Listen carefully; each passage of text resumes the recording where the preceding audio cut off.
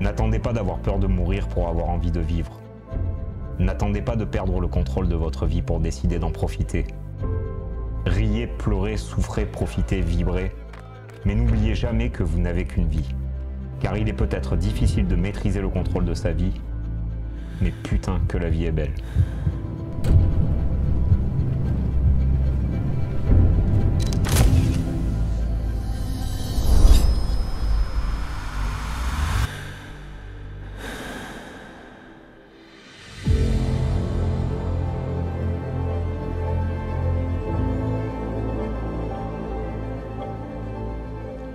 Je m'appelle Guillaume Laudigny, j'ai 37 ans et j'habite dans le Luberon.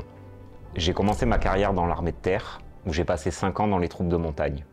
À l'issue de ce contrat, j'ai repris mes études et j'ai obtenu un Master 2 en marketing et en stratégie de marque, innovation et lancement de nouveaux produits et services. En décembre 2021, lors d'un déplacement professionnel à Paris, je commence à avoir des premiers symptômes. Je fais ce qu'on appelle de l'hémiparésie, j'ai le côté gauche de mon corps qui se bloque, le bras, la jambe. Le lendemain, cet effet se reproduit, je pense alors à un AVC. Je dis rien à personne et je décide de reprendre le train pour rentrer sur Aix-en-Provence.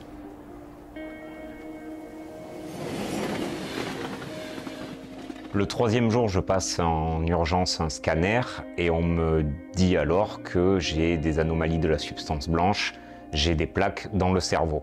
Donc évidemment, je m'effondre en larmes puisque on me parle pour la première fois de sclérose en plaques et évidemment, je ne sais pas ce que c'est, mais le mot fait très peur. Je n'ai pas le temps de passer les examens complémentaires qu'on va me demander, que le médecin va me demander. Et le soir, je rentre chez moi et je suis pris de dystonie. La dystonie, au final, c'est comme un choc électrique qu'on a dans le bras, dans la jambe, et je m'effondre au sol après 2 crises et je termine aux urgences. Donc, le soir même, je termine hospitalisé à l'hôpital d'Aix-en-Provence. Je subis alors toute une batterie d'examens IRM, scanner, électro, encéphalogramme et énormément d'examens complémentaires. Et au final, on m'annonce que j'ai une sclérose en plaques récurrente rémitante. La sclérose en plaques est une maladie auto-immune qui est une des maladies les plus fréquentes donnant un handicap chez les personnes jeunes, après les accidents de la voie publique bien sûr. C'est une maladie qui atteint le système nerveux central, c'est-à-dire le cerveau et la moelle, et qui va pouvoir donner différents signes cliniques comme des troubles de la marche, des troubles de la sensibilité, mais aussi de la fatigue, des difficultés d'attention, de concentration. Et cette maladie, pour l'instant, elle n'a pas de cause connue, en tout cas unique, et c'est une maladie qui est de cause multifactorielle. Il y a peut-être une théorie sur les virus, une prédisposition génétique, l'environnement, le manque de vitamine D. Et donc tout ça va concourir à faire apparaître cette maladie et c'est une maladie du sujet jeune. Le soir de mon hospitalisation, je pose 3 questions au neurologue de garde. Est-ce que je vais pouvoir continuer à travailler? Est-ce que je vais pouvoir avoir des enfants? Et est-ce que je vais pouvoir continuer à faire du sport? Puisque le sport tient une place très importante dans ma vie. En ayant un passé de militaire, j'ai toujours continué à faire du sport, à faire des compétitions. Et c'est ça qui va déclencher tous les événements qui vont se produire après. Alors les bienfaits sont nombreux. À la fois, évidemment, sur le bien-être. Quand on fait du sport, on va beaucoup mieux dans sa tête et dans son corps. Mais également sur certains symptômes, notamment l'équilibre, la mobilité, l'endurance à l'effort, mais aussi tous les aspects cognition, c'est-à-dire l'attention, la concentration. On sait maintenant que quand on fait de l'activité physique, on améliore sa concentration. Donc c'est quelque chose d'important, l'état mental, évidemment, tout ce qui est moral, bien-être, qualité de vie. Tout ça, ce sont des choses qui sont bien démontrées dans toutes les études. Ce n'est absolument pas dangereux, pas de risque de poussée, pas de risque de progression de maladie. Bien au contraire, aujourd'hui, les études, les récentes, là, ont montré que l'activité physique était bénéfique, réduisait le risque de poussée, diminuait le risque de progression et que finalement, peut-être que bientôt, ça deviendra un traitement de fond de la sclérose en plaques. En général, en tant que patient, quand on nous apprend qu'on a une pathologie, une maladie, on passe par 5 étapes avant de l'accepter. On va passer par du déni, par de la colère, par de la négociation. J'ai pas souvenir d'être passé par toutes ces étapes, puisque j'ai été relativement bien préparé entre le moment où j'ai été hospitalisé le moment où on m'a annoncé que j'avais une sclérose en plaques. On m'a bien préparé et le jour où on m'a posé le diagnostic officiel, je l'ai presque accepté immédiatement. J'ai pleuré évidemment, mais après j'ai voulu aller de l'avant. 3 mois après mon diagnostic, je décide pour la première fois de m'élancer sur le marathon de Paris. Donc c'est une distance que je n'avais jamais faite, pour laquelle je ne m'étais pas du tout entraîné. Et je me suis dit, sclérose en plaques ou pas, je vais prendre le départ de cette course et je vais y arriver, parce que la vie, elle n'est pas terminée.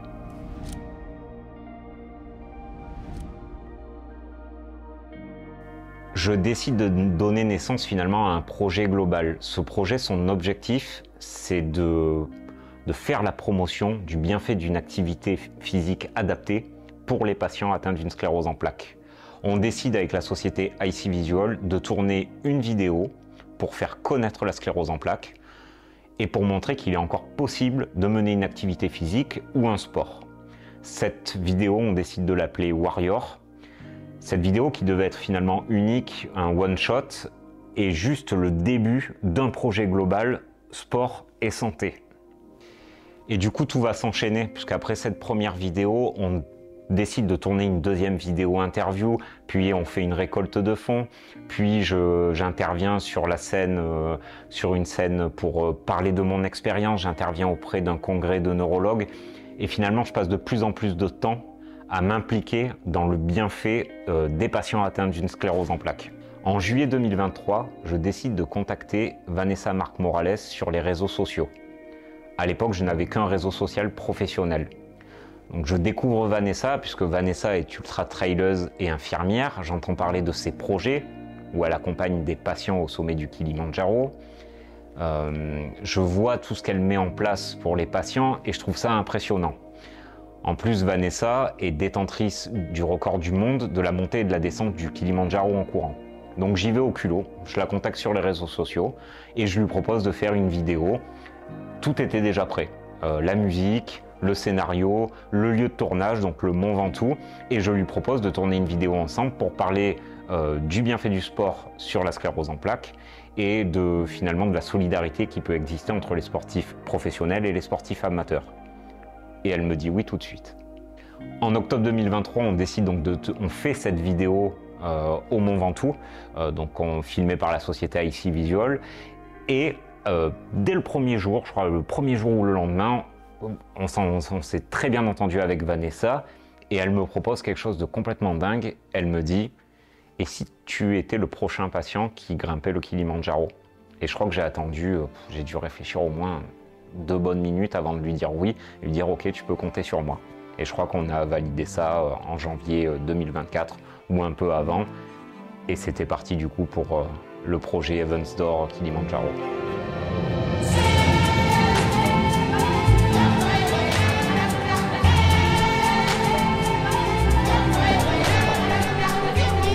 On est heureux d'être là, c'est le premier jour.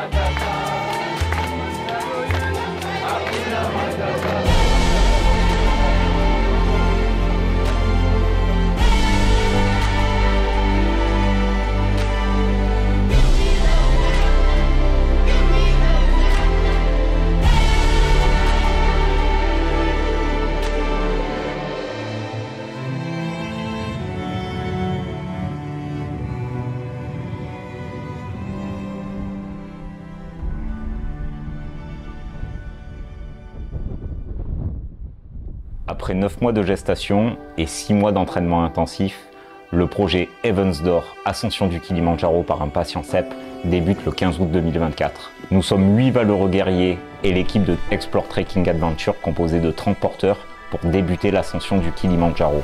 Nous avons marché 10 minutes, nous sommes déjà en pause. Nous sommes très fatigués. Vanessa ne tient pas le coup. Donc il va falloir la porter, je pense. Il y a la jouelette, pas loin. Le premier jour est déjà très difficile et l'oxygène manque déjà énormément. Je suis essoufflé dès les premiers kilomètres et ça donne le ton de ce que sera la suite de l'aventure. La première chose incroyable qui me saute aux yeux, c'est quand on arrive sur le premier camp, on se retrouve face à énormément de tentes posées les unes à côté des autres. on se croirait sur un paysage lunaire, martien. Toutes les tentes sont alignées, il y a des centaines de personnes et c'est vraiment ce qui marque le début de l'aventure. On voit le Kilimandjaro au loin, mais surtout on arrive sur ces camps géants et c'est sur ces camps qu'on va passer notre première nuit. Et c'est ça qui est incroyable, de se dire que ce n'est que la première nuit sur les 5 ou 6 qu'on va passer. Alors l'hygiène sur le Kilimandjaro, c'est une grande aventure. Il n'y a pas de douche, il n'y a pas de spa. On se nettoie avec une bassine d'eau chaude. Donc sur les 6 jours d'aventure, il y a 4 jours d'eau chaude dans des bassines qui sont prévues et le reste à la lingette. Donc on apprend vraiment l'hygiène rudimentaire. Et il ne faut pas avoir peur des odeurs quand on part sur le Kilimandjaro. Regardez-moi ce festin royal, c'est magnifique.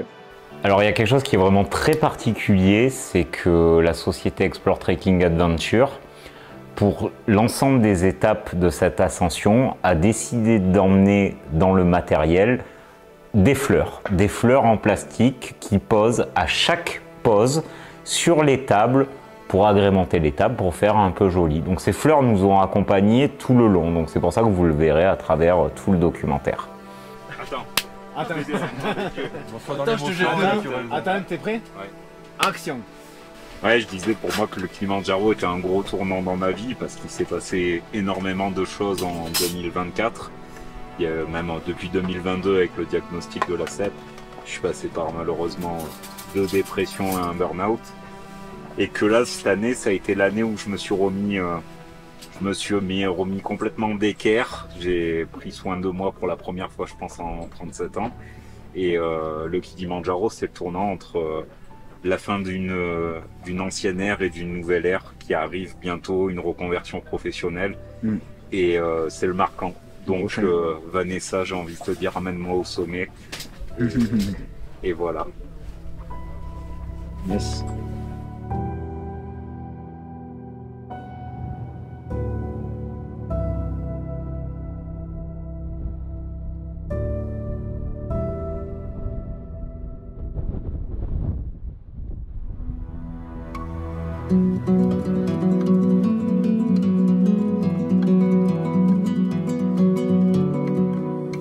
Le jour se lève sur Shira Camp. Nous avons passé notre première nuit à 3850 mètres d'altitude.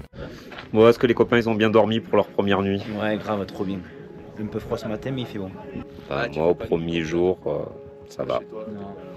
J'ai un peu mal au crâne, mais j'ai quand même bien dormi. On va aller prendre notre premier petit-déj à 3500 mètres d'altitude. Petit moment culinaire, donc je vais vous parler du porridge. Le porridge, on en mangeait tous les matins. Donc le porridge, à savoir, il était connu comme un aliment pour les pauvres, surtout dans les zones rurales. L'avoine, ingrédient de base du porridge, est connue pour être rassasiante et c'est en partie grâce à sa teneur en fibres. Et c'est pour ça que les Tanzaniens nous donnaient tous les matins ça à manger. En résumé, le porridge, c'est dégueulasse. J'en ai mangé une fois le matin et je n'en ai plus jamais mangé pendant le reste du séjour. C'est parti pour le deuxième jour. Vanessa, tu peux nous dire combien de kilomètres on va faire aujourd'hui? Aujourd'hui, on va faire 10 bornes, pas beaucoup de plus. Tant mieux, parce qu'on est déjà très haut, on est déjà à 3005. Et voilà, ça va être cool. Et on est heureux. On est content. Et surtout, on a commencé la matinée avec du porridge et là, franchement, ça peut caler. C'est la vie, le porridge. Ah ouais. C'est du vomi. Porridge forever. C'est du vomi au miel au chocolat et qui sent pas le vomi. Ça va être beau ça dans le reportage.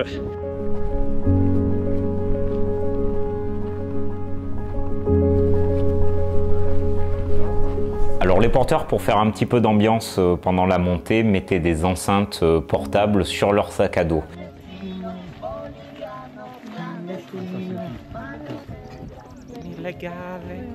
Et il faut savoir que les porteurs tanzaniens adorent écouter de la musique française. Donc c'était super sympa le premier jour, c'était super sympa le deuxième jour. Il y a un moment, quand on est vraiment très fatigué, j'ai souvenir d'avoir demandé à arrêter cette musique qui me cassait la tête complètement et qui finalement me démotivait à monter. Et voilà, au bout d'un moment, j'en avais complètement marre de cette musique française en boucle. Franchement, c'est top. Je pensais pas que j'allais avoir les petites fleurs, le petit ginger et tout. Je pensais que ça allait être plus spartiate, mais on est bien, on est vraiment bien. Je voudrais préciser à travers cette vidéo que je subis les brimades de mon groupe concernant la taille de mes mollets. On se moque de moi en permanence. Vous voyez, c'est ça, le handicap. Et toujours ce on est la cible des colibés de ses collègues.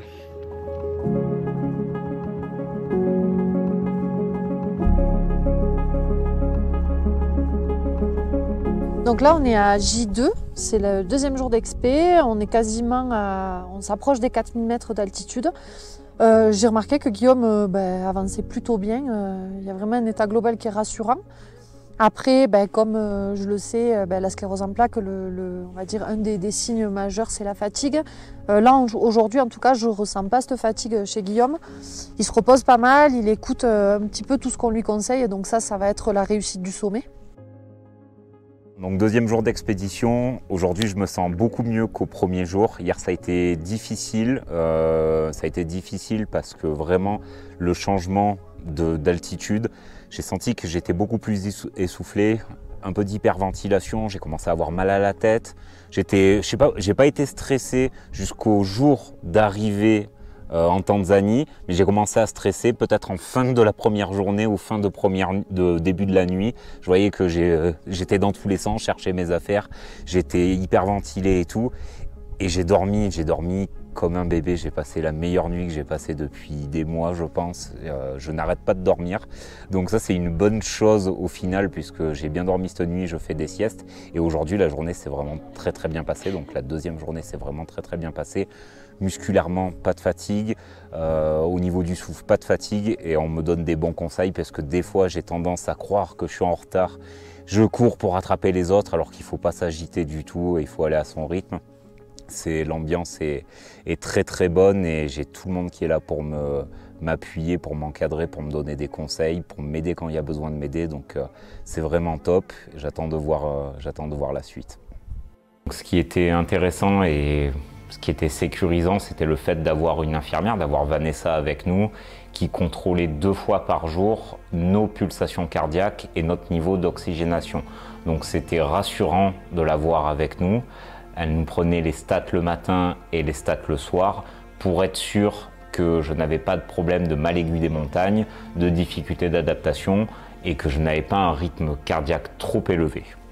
Ok. En idéal, ça serait combien? Il n'y a pas d'idéal. Moi, ce qui m'intéresse, c'est ta clinique, comment toi tu le vis. Et comme j'expliquais, ton pouls, tu vois, tu es à 80 pouls, ça veut dire que tu n'es pas en train de pomper comme un fou pour compenser le manque d'oxygène. Moi, il n'y a rien qui me choque. Tu vois. Okay.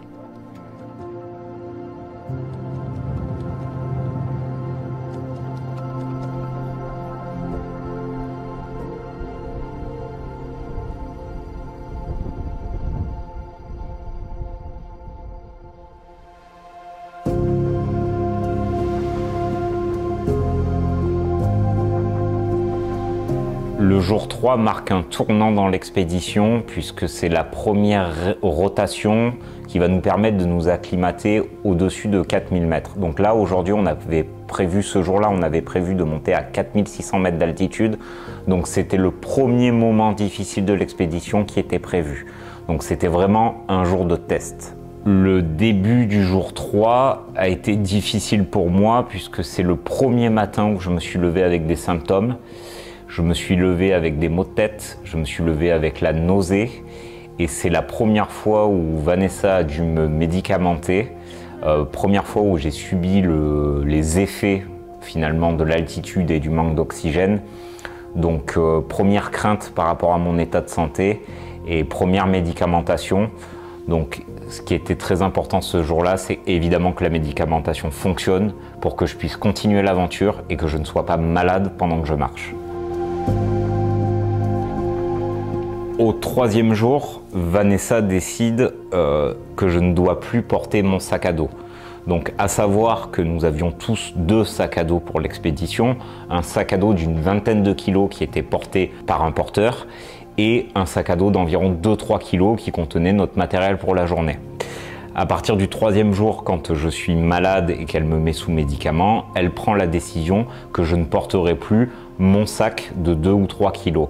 Donc dans ces cas-là, il faut vraiment mettre son ego de côté, faut écouter les consignes et je vous avoue que je ne me suis pas battu. On est un peu triste parce qu'on a envie de porter son sac à dos, on a envie de tout faire tout seul. Vanessa a parlé, on écoute Vanessa, on met son ego de côté et l'objectif est de terminer cette ascension, cette expédition. Merci le Doliprane, le Diamox, le Vogalen, je suis en pleine forme. Et on est à 4300 mètres d'altitude. Merci Tata Vanessa.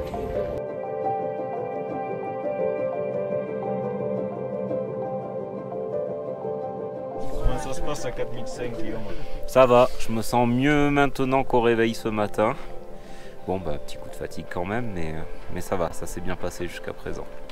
Le rythme est très bon. Et là du coup je me refais une petite beauté. Mais je le fais pour Pierre.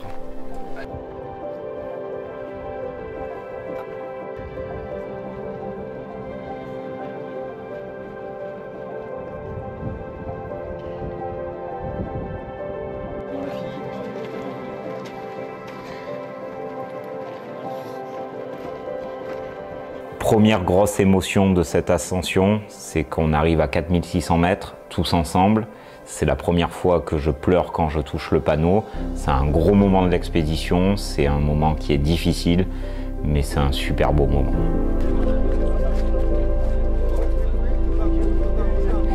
Comme je m'en doutais, les descentes ont été terribles. Déjà de base, à force de faire des trails, à force de faire des randonnées, j'ai des difficultés aux genoux. J'ai les chevilles qui sont relativement abîmées par toutes les courses que j'ai fait. Et je me doutais que sur le Kilimandjaro, le plus dur n'allait pas être la montée, mais la descente. Et ça se confirme dès la première descente, puisque c'est beaucoup de souffrance, c'est pas agréable du tout. Ça fait mal et j'ai hâte que les descentes se terminent.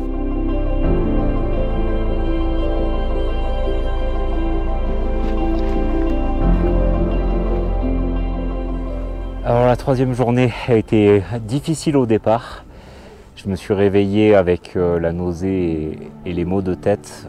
Donc Vanessa a pu me médicamenter, mais elle va expliquer tout ça après. Et après, ça a été juste incroyable une fois que j'ai été mis sous médicaments.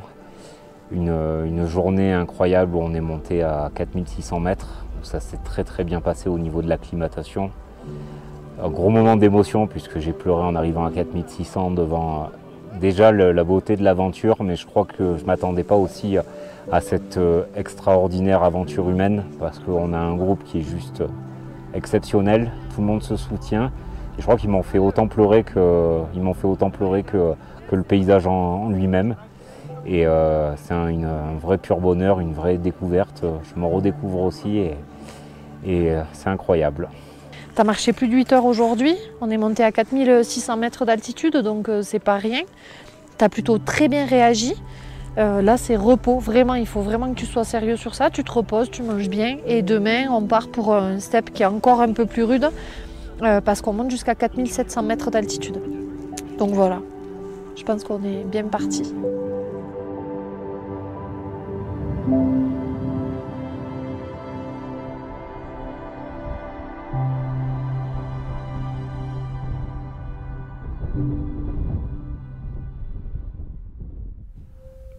Le jour 4 est plutôt technique puisqu'on fait l'ascension du Barranco Wall. Le Barranco Wall est un peu le moment le plus technique de l'ascension puisqu'on a de la verticalité, on grimpe, on fait attention où on pose nos pieds. C'est un peu le moment escalade de l'ascension du Kilimandjaro. Vanessa nous le vend comme quelque chose d'assez difficile et au final toute l'équipe prend énormément de plaisir sur ce Barranco Wall, même si c'est vertical, même si on fait très attention pour pas tomber et tout, c'est un vrai moment de plaisir dans cette ascension là et franchement j'en retiens que des instants positifs.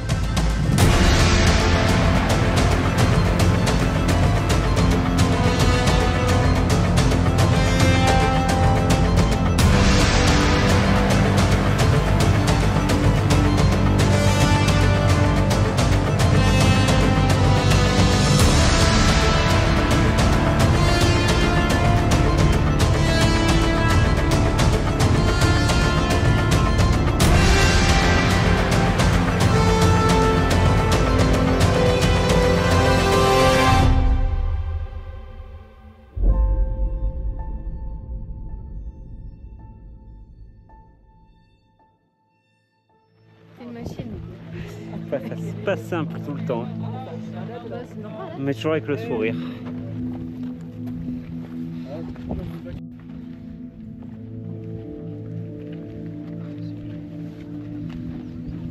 J'ai toujours rêvé de te donner la main comme ça, Jean-Pierre. On ira au resto un jour comme ça.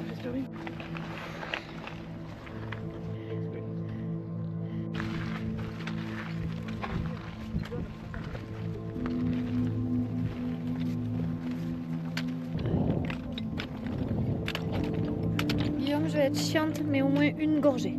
Ok? Donc là, comme on voit sur cette séquence, Vanessa me force à boire.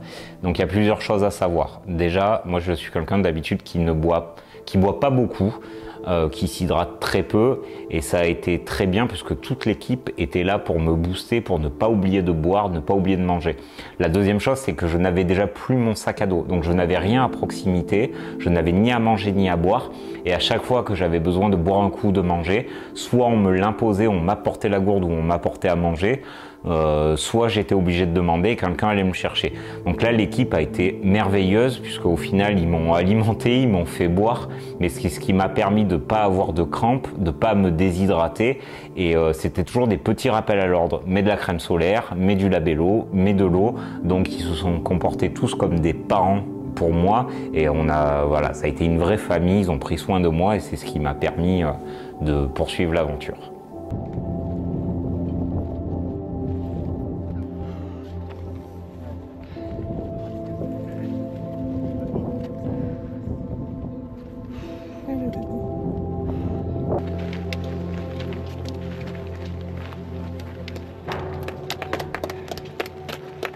Merci la team. Bravo à vous. Allez, venez toucher le panneau, vous aussi. Bon alors, cette journée? C'était super hard. C'était la journée la plus difficile depuis que je suis arrivé. L'avantage, c'est que j'ai vraiment passé une nuit exceptionnelle. J'ai dormi comme un bébé. Mais en termes de dénivelé positif et négatif, c'était vraiment très dur pour moi. Et je pense qu'à une chose, c'est au sommet demain. Donc j'ai besoin de tous tes conseils de super infirmière pour m'amener là-haut. Et parce que là, musculairement, au niveau des chevilles, ça commence à être dur et voilà, le souffle, j'hyperventile un peu, quoi. Bon, en gros, tout ce que tu me dis, c'est normal. Je suis fatiguée, j'ai du mal à respirer et tout. 4700 mètres d'altitude, c'est justifié. Donc, moi, je suis quand même assez contente de ta journée parce qu'on a super bien avancé. Et malgré tes symptômes, tu avances, quoi. Tu ne bronches pas, donc ça, c'est cool. Parce que demain, tu n'auras pas le droit de broncher. Mais là, voilà, moi, mes conseils, c'est repos. Vraiment, à partir de maintenant, tu fais plus d'efforts, tu fais le minimum syndical. Repos strict. Demain, je t'expliquais, je t'ai montré tout à l'heure, on voit Stella Point. Donc, Stella Point, c'est un peu le point stratégique du Kilimandjaro. C'est-à-dire que quand tu es là, tu sais que tu peux y aller. D'accord ? C'est pas fini quand tu es là, mais c'est le moment où il faut aller puiser au plus profond de toi pour aller toucher le sommet. Et t'es pas tout seul, on est une équipe, tout le monde te porte. Et moi, je suis là, comme je t'ai dit, pour les médicaments. C'est pas rigolo, mais au final, tu vois, ça fonctionne bien. Et on met des toutes petites touches un peu différentes à chaque repas, à chaque check, et puis là, t'es nickel. Donc, on va y arriver. Hein. Yes.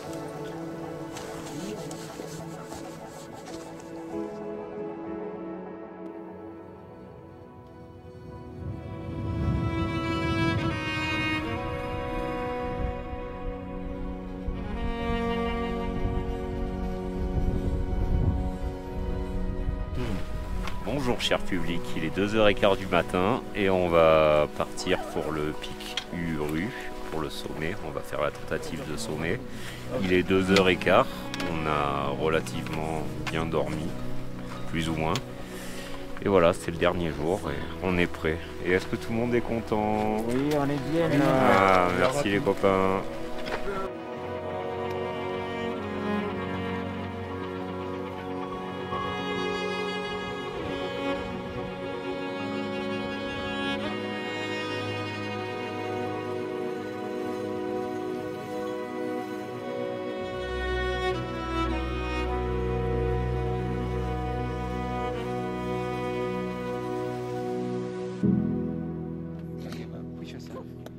get a break.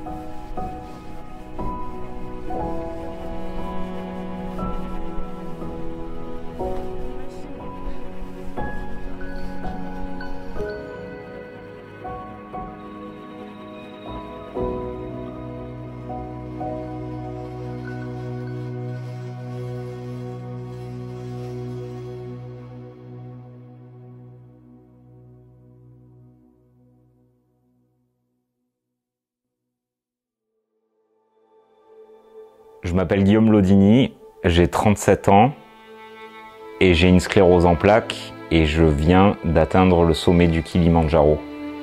C'était quand on nous annonce qu'on a une maladie incurable, quand on nous annonce que le pire peut nous arriver. Arriver au sommet de ce Kilimandjaro représente juste quelque chose d'énorme. Je touche le panneau, je pleure, je suis épuisé, je n'en peux plus. J'ai vomi 100 mètres avant l'arrivée d'épuisement. Mais putain, c'est beau de se dire qu'il est possible de réaliser des sommets, des événements comme ça, tout en ayant cette maladie, tout en pensant qu'un jour on peut finir en fauteuil roulant. Et ce moment où je touche le panneau, je pourrais le regarder encore et encore. Et surtout, je pense que je le referai très prochainement, puisque c'est quand même un événement plus que marquant dans ma vie.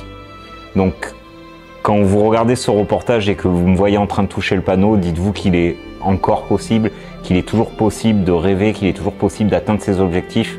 Et repassez-vous cette séquence. Je m'appelle Guillaume, j'ai 37 ans, j'ai une sclérose en plaques et je viens de toucher le sommet du Kilimandjaro. I want to say thank you to everybody because you are my new family. You are exceptional guys, and I want to say thank you to everybody.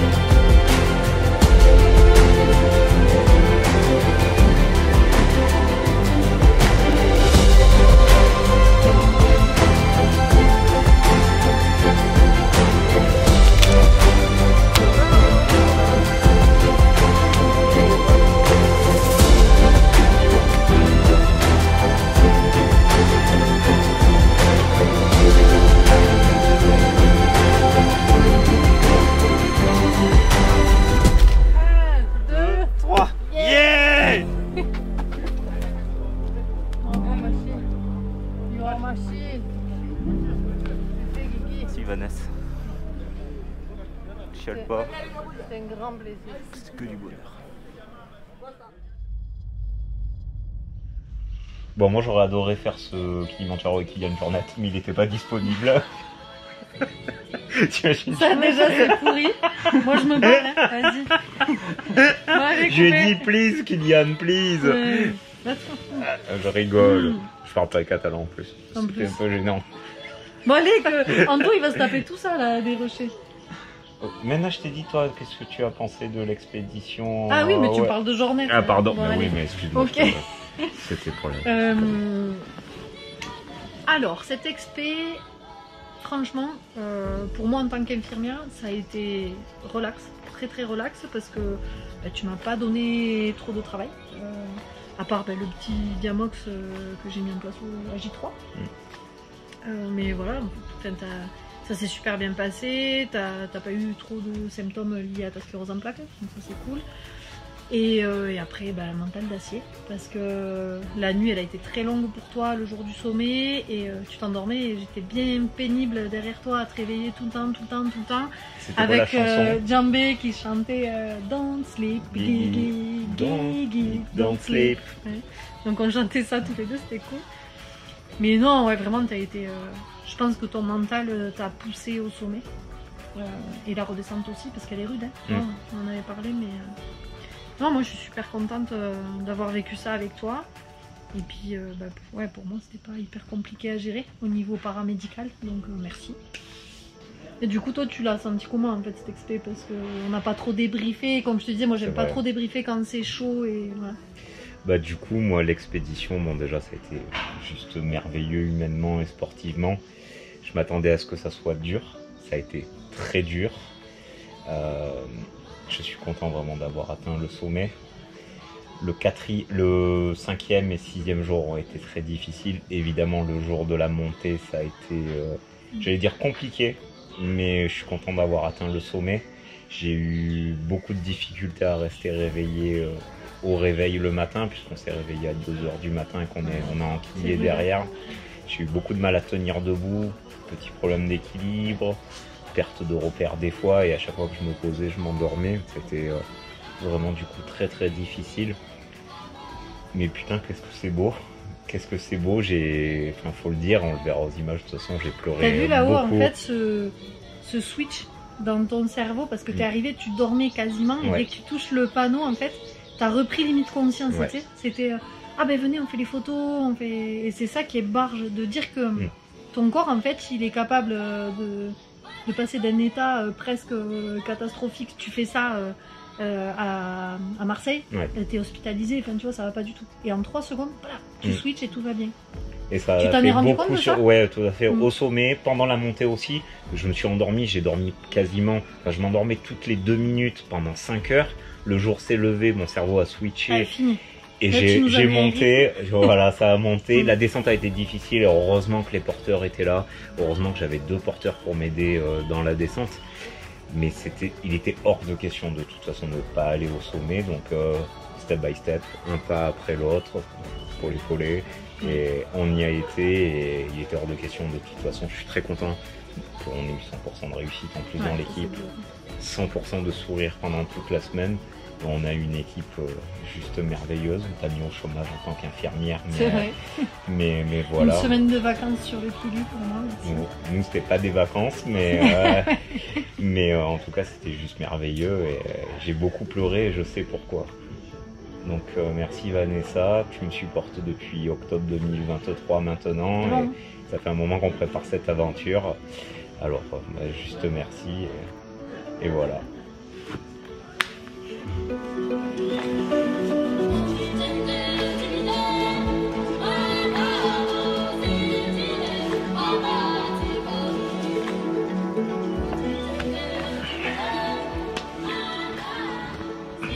Chialeuse.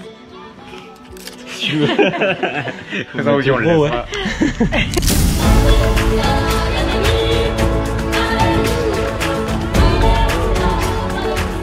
Et bonjour à tous, aujourd'hui c'est le tuto nettoyage Kilimanjaro. Donc évidemment on n'a pas de douche, on n'a pas de baignoire, on n'a pas de spa. Donc on se lave comme on peut. Donc là, voilà, je me lave. C'est une vidéo qui est très sensuelle. Je pense qu'on va récolter des fonds avec ça. Et voici notre douche. Je vous présente le wash. C'est ça, voilà, on a ça tous les jours. Et on pue. Nungu nungu, comme on dit. Et je vous présente le Kilimandjaro. Un vrai présentateur de télé, quoi.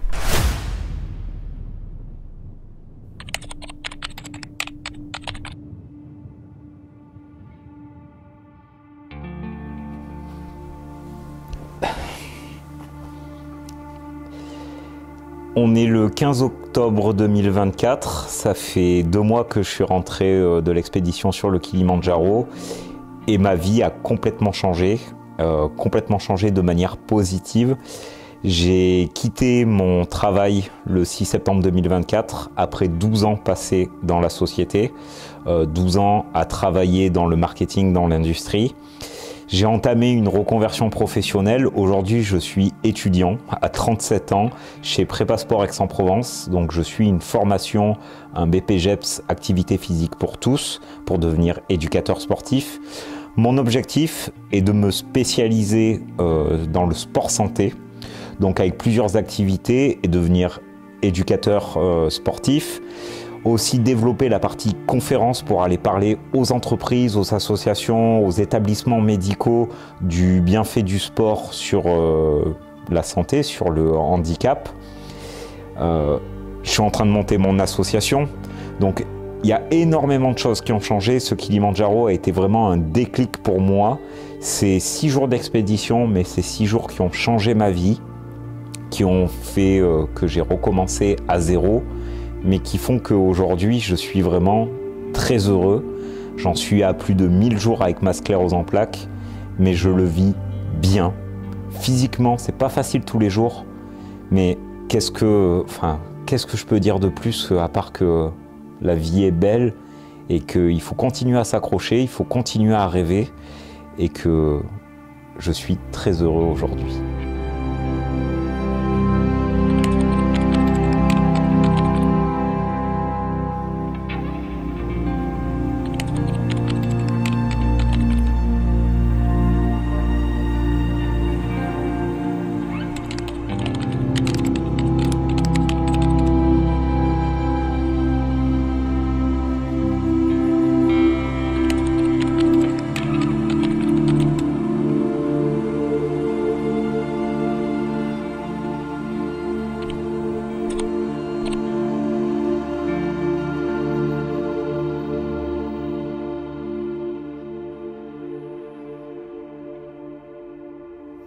Je m'appelle Anthony Dufossé, j'ai 37 ans et je suis le fondateur de la société IC Visual. Je suis vidéaste et télépilote de drone.